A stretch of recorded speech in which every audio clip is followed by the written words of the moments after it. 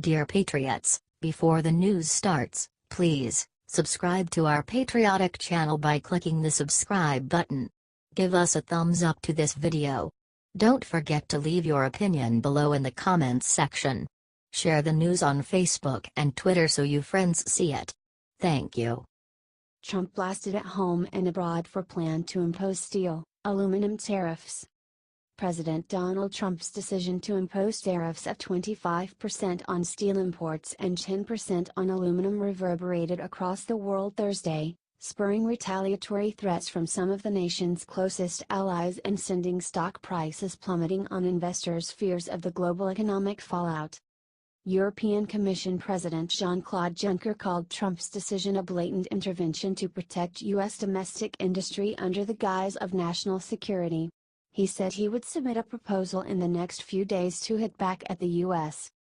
"We will not sit idly while our industry is hit with unfair measures that put thousands of European jobs at risk," Juncker said. "The EU will react firmly and commensurately to defend our interests." The timing of the announcement also embarrassed Mexico and Canada, longtime allies and trading partners, which are in the midst of the seventh round of talks with the U.S. to renegotiate NAFTA. Canadian Foreign Minister Chrystia Freeland said any restrictions against Canadian steel imports would be absolutely unacceptable. She noted that Canada, a longtime U.S. ally and trading partner, buys more American steel than any other country in the world, accounting for half of U.S. exports. Should restrictions be imposed on Canadian steel and aluminum products, Canada will take responsive measures to defend its trade interests and workers, she said. The Dow Jones Industrial Average fell 420 points after rising more than 150 points earlier in the day.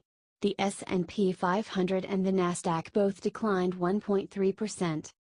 Trump unveiled the planned tariffs, to be finalized next week, during a listening session at the White House with steel and aluminum industry leaders after a chaotic 24-hour period of debate among key members of his administration who appeared to push conflicting agendas. The president's decision, which fulfills a campaign promise to get tough on U.S. trading partners, pivots off of a pair of Commerce Department investigations that determined imports of steel and aluminum are eating away at domestic production capacity in those two sectors and pose a threat to U.S. national security interests. "People have no idea how badly our country has been treated by other countries, by people representing us that didn't have a clue," Trump said. "Or if they did, then they should be ashamed of themselves because they've destroyed the steel industry, they've destroyed the aluminum industry, and other industries." Frankly, when you look at all the plants, the car plants, automobile plants that moved down to Mexico for no reason whatsoever, except we didn't know what we were doing.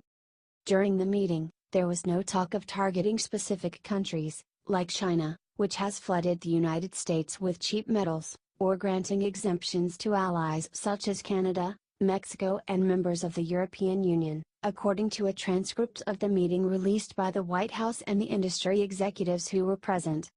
Other important details remained up in the air, including how long the tariffs would be in effect. But Trump told industry executives at the meeting that you'll have protection for a long time, in a while. You'll have to regrow your industries, that's all I'm asking. Trump's announcement came while Chinese President Xi Jinping's chief economic advisor, Liu He, was in Washington for a White House meeting with key cabinet officials. The Chinese government did not issue a formal response. But Wang Hejun, an official in charge of China's Trade Remedy Division, said last month that the Commerce Department reports that led to Trump's announcement reached conclusions that have no basis and are totally against the facts. If the final decision of the U.S. affects China's interests, China will definitely take necessary measures to safeguard its legitimate rights, Wang said. A Japanese steel industry official said retaliatory measures were a real concern. The 25% across-the-board tariff on foreign steel is ill-advised and naive, said Tadaaki Yamaguchi, chairman of the Japan Steel Information Center, an industry group, in a statement. It will inevitably invite retaliation from America's most reliable allies, ultimately hurting American non-manufacturing industries as well. Some of the harshest initial reactions came from members of Trump's own party, who have traditionally championed free trade. Besides triggering a damaging trade war with allies, Senate Republicans expressed fear that the actions would greatly increase costs for manufacturers in other industries and undermine some of the gains of the GOP's tax overhaul. However, they said they were not certain there was any action Congress could take to prevent him from imposing the tariffs. Tariffs on steel and aluminum are a tax hike the American people don't need and can't afford, Senate Finance Chairman Orrin Hatch, Republican Utah, said in a statement, urging Trump to carefully consider all of the implications before putting the restrictions in place. Senator Ben Sasse, Republican Nebraska, expressed indignation, saying, "You'd expect a policy this bad from a leftist administration, not from a supposedly Republican one." Senator John Thune, RSD, the number 3 Republican in the Senate, expressed exasperation with Trump's decision, given the GOP lawmakers have met repeatedly with the president in recent months and warned him against imposing tariffs and taking other trade moves that could damage the economy. "We've advised him against it, but he's convinced that it's the right thing to do," Thune said. "I've been in meetings with him on trade and everybody's been very clear that we think that some of the decisions they're talking about making and policies they're talking about implementing would be very harmful to the economy at a time when it's really taking off," the senior Republican said. A similar effort during the George W. Bush administration to protect steel worker jobs by imposing tariffs ended up costing more jobs in steel-consuming sectors than it saved, said Senator Ron Johnson, Republican Wisconsin.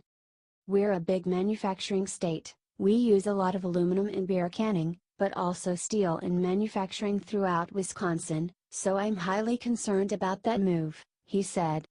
While Trump is right to be concerned about the effect that China's excess steel and aluminum production capacity is having on world markets, "I'm just afraid this might be counterproductive," Johnson added. In contrast, Senator Sherrod Brown, Democrat Ohio, applauded the move, which he called a long overdue response to unfair Chinese trade practices. "If we fail to stand up for steel jobs today, China will come after other jobs up and down the supply chain tomorrow," Brown said. Steel and aluminum industry executives who attended Thursday's listening session said that no definitive decision had been made, despite Trump's announcement. Most, however, cheered the tough talk. "We're convinced we'll see very quick action, definitive action, and action that's meaningful and long-lasting," said John Fiola, President and CEO of Nucor Corporation, one of the nation's biggest steel companies. "The meeting was very productive but short on specifics," he added. Michael Bless, CEO of Century Aluminum, told Politico the meeting was a thrill. "It was a great meeting. It surpassed our expectations entirely," he said. "We expected 30 minutes. I missed 2 flights that I was thrilled to miss." Lorraine Wohlert, John Bresnahan, Adam Bassutti and Megan Gossela contributed to this report.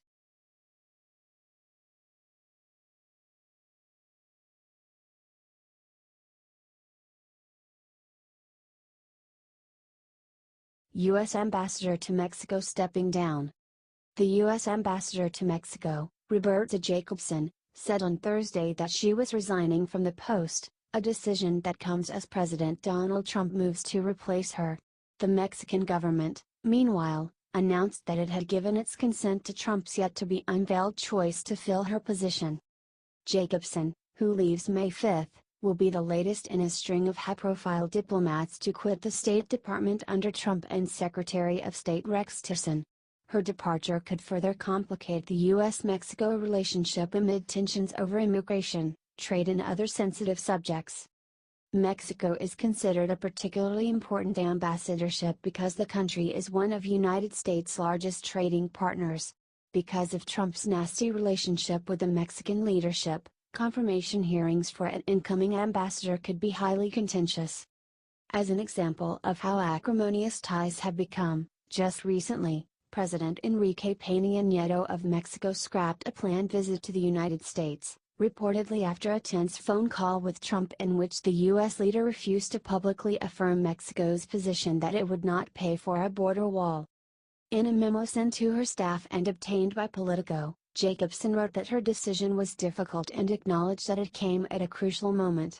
But she didn't say why exactly she decided to quit despite those things, nor did she address the plans to replace her.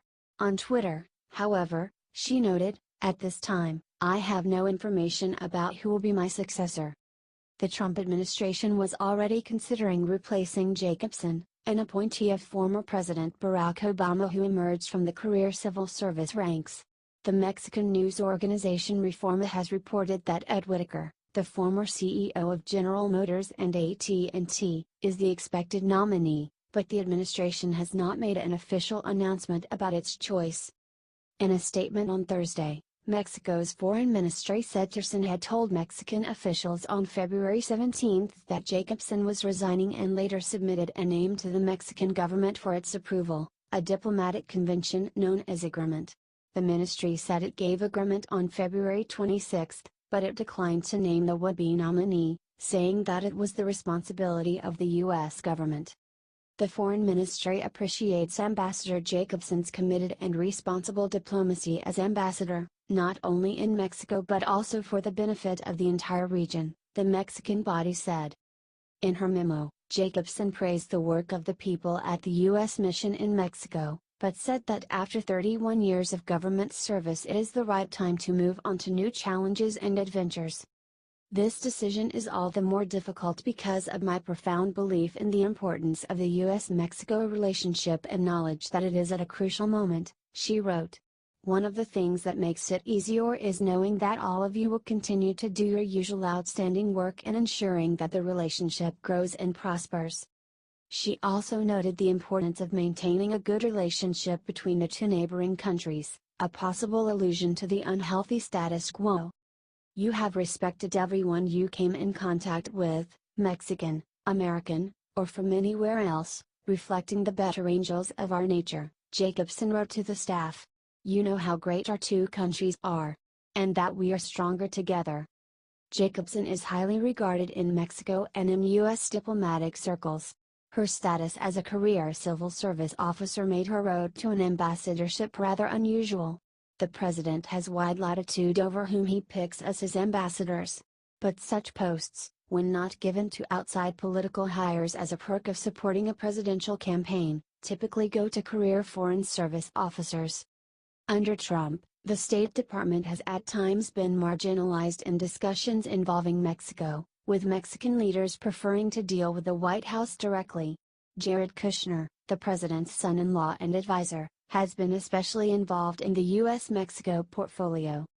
Jacobson's own wait for confirmation as ambassador was held up for months by lawmakers unhappy with the Obama administration's decision to resume diplomatic ties with Cuba. She was confirmed in April 2016. As a former Assistant Secretary of State for Western Hemisphere Affairs, Jacobson played a major role in the Cuba-U.S. rapprochement. The State Department greatly appreciates Ambassador Jacobson's 31 years of government service, including as U.S. Ambassador to Mexico and as Assistant Secretary for the Bureau of Western Hemisphere Affairs, Department spokeswoman Heather Nauert said in a statement on Thursday. "We wish her the very best." Trump has demanded that a wall be built along the U.S.-Mexico border to keep out illegal immigrants and that Mexico pay for it. His administration is also engaged in talks to renegotiate the North American Free Trade Agreement, a pact that Trump repeatedly slammed on the campaign trail, during which he also described undocumented Mexican migrants as potential criminals and rapists.